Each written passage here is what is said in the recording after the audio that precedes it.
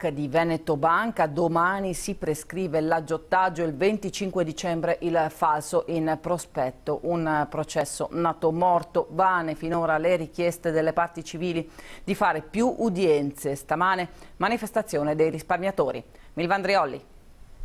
Il Veneto resiste! Il Veneto resiste! Fuori dal Tribunale di Treviso una manciata di risparmiatori traditi. Senza il cartello in mano si confonderebbero con le persone che entrano ed escono dal Palazzo di Giustizia della Marca trevigiana. Loro invece protestano. Giustizia negata, dicono.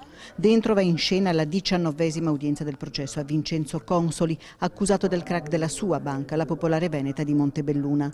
Da domani dei 3 capi di imputazione a suo carico ne resteranno soltanto 2. Per l'aggiottaggio scatta la prescrizione.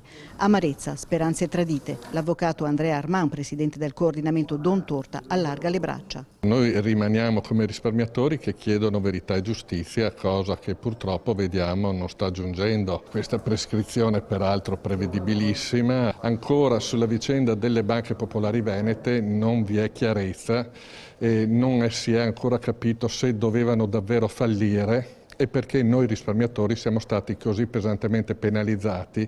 Arrabbiato l'avvocato di Consoli, Ermenegildo Costabile, convocati 15 testimoni, oggi si sono presentati in 4. Per la difesa e penso anche per l'imputato non cambia nulla, perché la prescrizione non ci basta.